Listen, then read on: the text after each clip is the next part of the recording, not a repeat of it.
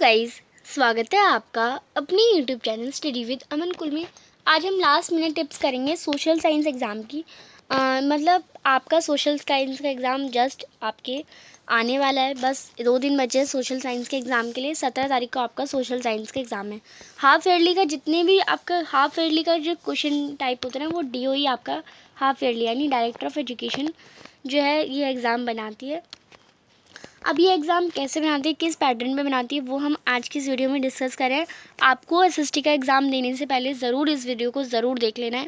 Must watching video है आपकी, क्योंकि ये आपको हेल्पफुल करेगी आपको एग्ज़ाम लिखने में। सबसे पहले आपको पता होना चाहिए आपके टोटल 40 क्वेश्चन आएंगे। 40 क्वेश्चन आपको 3 घंटे में करने हैं। वो आपको कैलकुलेट करना है, अपना टाइम डिस्ट्रीब्यूट कैसे करना है वो मैंने लास्ट वीडियो में भी बताया था कि आपको टाइम डिस्ट्रीब्यूशन कितना ज़रूरी है और कैसे करना है, वो मैंने लास्ट वीडियो में बताया था। तो 40 क्वेश्चन आपको 3 घंटे में करना है, और उनमें से ये नहीं कि 40 क्वेश्चन सारे 1 मार्क्स ही हैं। कुछ बड़े हैं, लॉन्ग आंसर हैं, कुछ शॉर्ट आंसर हैं। तो कौन कौन से कैसे हैं, टाइम डिस्ट्रीब्यूशन कैसे करना है, वो आपको देखना है।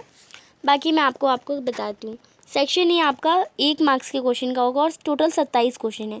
अब इसमें ऐसा नहीं कि सारे MCQ सारे हमारे चार हमें MCQ दे रखे होंगे, यानी 4 ऑप्शन में से एक ऐसे क्वेश्चन नहीं होंगे। ऑब्जेक्टिव में क्या क्या आ जाता है, असर्शन रीज़न आ जाएगा आपका VSA यानी वेरी शॉर्ट आंसर टाइप, यानी आपका फिल इन द ब्लैंक्स, और आपके मैचिंग आ जाएंगे, एक नंबर की मैचिंग हो जाएगी, और इसमें आपके MCQ भी आ जाएंगे।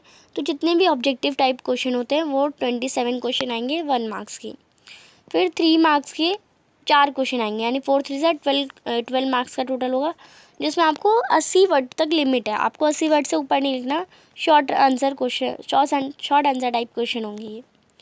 सेक्शन जो C है वो 4 मार्क्स का ही होगा, यानी 4 मार्क्स एक क्वेश्चन का, यानी एक क्वेश्चन हमारा 4 मार्क्स का, दूसरा 4 मार्क्स का, 4 मार्क्स के क्वेश्चन होंगे।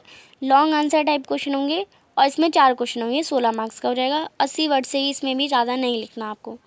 सेक्शन D है जो कि 5 मार्क्स का होगा, केस स्टडी होगी, और इसके 3 क्वेश्चन होंगे 5 मार्क्स के, यानी 15 मार्क्स का हो जाएगा आपका। फिर सेक्शन E जो कि SST के लिए स्पेशल सेक्शन E होता है, वो मैप बेस्ड होगा। 2 क्वेश्चन होंगे, 2 क्वेश्चन वो भी मतलब एक ही क्वेश्चन होगा, पर क्वेश्चन के डिवीज़न होंगे 2 पार्ट में, एक 14.1 एक 14.2, ये कि लास्ट क्वेश्चन होगा 14। हिस्ट्री का 2 मार्क्स का आएगा और ज्योग्राफी का 3 मार्क्स का, टोटल 5 नंबर का मैप आएगा आपका। मैप के बारे में क्या क्या मैप में आ रहा है वो मैंने मैप की पूरी वीडियो बना रखी है, आपको उसे देख लेना है। नेक्स्ट आपका सिलेबस आपको पता होना चाहिए, आपका सिलेबस कंप्लीट है वो आपको पता है। हिस्ट्री में आपको मैं बता देती हूँ, चैप्टर 1 2 3 आ रहा है, और ज्योग्राफी में आपका हिस्ट्री में 1 2 3, ज्योग्राफी में आपका चैप्टर 1 2 3 4, और सिविक्स में आपका चैप्टर नंबर 1 2 4, और इकोनॉमिक्स में आपका चैप्टर नंबर 1 2। तो ये आपका सिलेबस है। अगर मैं गलत हूँ कहीं पे तो वो आप मुझे कमेंट सेक्शन में बताइए। बाकी मैंने जितने कंफर्म है यही सिलेबस में आपके चैप्टर आ रहे हैं एटलीस्ट, क्योंकि हिस्ट्री भी 20 मार्क्स के, और हमारी ज्योग्राफी भी 20 मार्क्स के, सिविक्स भी 20 मार्क्स के, और इको भी 20 मार्क्स के। तो ये नहीं कि आपको हिस्ट्री पढ़नी है, ज्योग्राफी पढ़नी है ज़्यादा चैप्टर, तो इसका मतलब ये नहीं कि ये चैप्टर उन्हीं मार्क्स में डिस्ट्रीब्यूट। तो आपको सभी जितने भी पार्ट हैं हिस्ट्री ज्योग्राफी सबको अच्छे से ध्यान पे अच्छे से करना है। ये नहीं कि हिस्ट्री हमें ज़्यादा चैप्टर हैं तो मुझे इसी पे फोकस करते रहना है, ऐसा नहीं कि आपको इकोनॉमिक्स पे भी फोकस करना है। 2 चैप्टर है, यानी एक चैप्टर 10 मार्क्स का हो सकता है, तो आपको ऐसे भी देखना है। और 10 मार्क्स का यानी 10 मार्क्स में कुछ तो ज़्यादा पूछा ही जाएगा।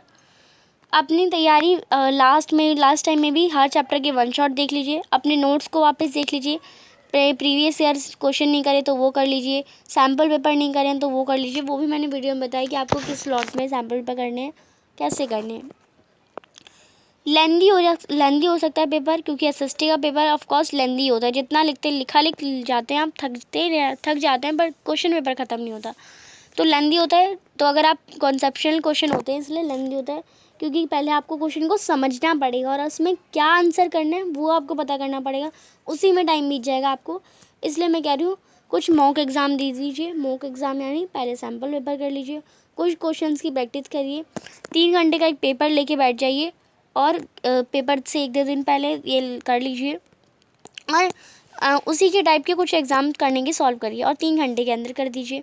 या 3 घंटे से ज़्यादा भी हो रहा है तो आपको लगेगा कि हाँ एग्ज़ाम में भी ज़्यादा घंटे लग जाएंगे, तो आपको प्रैक्टिस करते रहना है। आपको ये बता दूँ मैं, पास होना बहुत ईजी है। पास होना बहुत ईजी है क्योंकि हमारा 5 मार्क्स का मैप आ जाता है जो कि तुक्के पे चला जाता है। केस बेस्ड MCQ से हमें 40 मार्क्स सबको मिल जाएंगे। 80 में से 40 को स्कोर करना बहुत बड़ी बात नहीं होती, हाफ मार्क्स ही आ रहे हैं। जस्ट लाइक 10 में से 5 नंबर आ रहे हैं तो अच्छे नंबर है, नहीं नंबर अच्छे। या अगर हम 20 में से 10 देखें तो हमें बुरे लगते हैं। 15 से ऊपर या 16 से ऊपर ही अच्छे होते हैं। तो 40 मार्क्स स्कोर करना, कोई बैक बेंचर भी होगा ना वो भी बहुत अच्छा से स्कोर कर लेगा। जो वीक स्टूडेंट है वो भी 40 मार्क्स स्कोर कर लेगा, पर 80 स्कोर करना वो डिफ़िकल्ट है।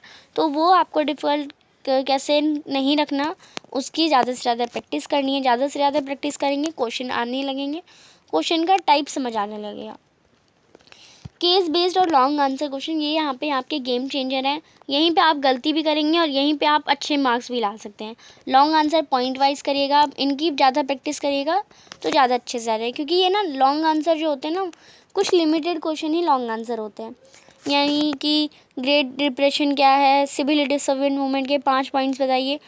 तो कुछ जो लिमिटेड क्वेश्चन होते हैं ना वही लॉन्ग आंसर में आते हैं, तो उन्हीं क्वेश्चंस को अच्छे से प्रैक्टिस कर लीजिए तो आ जाएगा। आपको लॉन्ग आंसर करने में दिक्कत भी नहीं होगी और समझ आ जाएगा।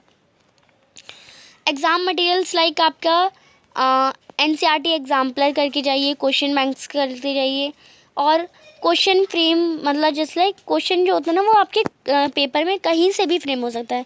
अगर ये आपकी बुक है, यहाँ पे एक डायग्राम बना है, डायग्राम के नीचे 2 लाइन लिखी है और यहाँ पे आपके बुक के चैप्टर की लाइन्स है और यहाँ पे फिर एक टेबल बनाई है, फिर यहाँ पे चैप्टर की लाइन्स, चैप्टर की लाइन्स, चैप्टर की लाइन्स, चैप्टर की लाइन्स और यहाँ पे कोई इंपॉर्टेंट कीवर्ड्स या डू यू नो वाला पार्ट है। मैंने सिलेबस की वीडियो बनाते हुए कहा था कि डू यू नो वाला पार्ट डिलीट हो गया है, यानी इससे आपको बस पढ़ना है, क्वेश्चंस नहीं आएंगे, बट आपको पढ़ ज़रूर लेना है। क्योंकि ना 9th क्लास का सैम्पल पेपर में ये था कि डू यू नो वाले पार्ट से भी क्वेश्चन आए थे। तो ये भी एक अचंभव वाली बात है क्योंकि CBSE ने कहा है कि डू यू नो वाले पार्ट से नहीं आएगा, बट DOE ने ऐसा कुछ नहीं कहा। तो आप तो अभी हाफ ईयरली DOE के हिसाब से देंगे, तो DOE के हिसाब से आपको ये सारे पॉइंट्स यानी जो डायग्राम के नीचे टेबल वगैरह सब और जितने भी नोट्स हैं डू यू नो वगैरह सब अच्छे से पढ़ लेना है। Each and every corner of the book आपको अच्छे से आ जानी चाहिए। ऐसी इन डेप्थ आपको पढ़ाई करनी है। Pictures, diagram, labelling, maps, tables, map की पूरी वीडियो बना दी है मैंने ऑफिशियल, उसे भी आप पढ़ सकते हैं। क्वेश्चन जो होंगे वो सुपर ट्विस्टेड क्वेश्चन होंगे। तो जो क्वेश्चन लाइक आप पढ़े जा रहे हैं पर वो क्वेश्चन को कुछ भी समझ नहीं आ रहा कि अब मैं इसमें लिखूँ तो लिखूँ क्या। आप देखिए कौन से चैप्टर्स है, कौन से टॉपिक्स हैं, वो आप उस टॉपिक में आपने जो भी पढ़ा, नहीं भी पढ़ा हो तो उससे आगे पीछे वाले टॉपिक का लिख दीजिए। और अगर ऐसे भी नहीं हो रहा तो उसको क्वेश्चन को 2 टाइम्स पढ़िए या 3 टाइम्स पढ़िए।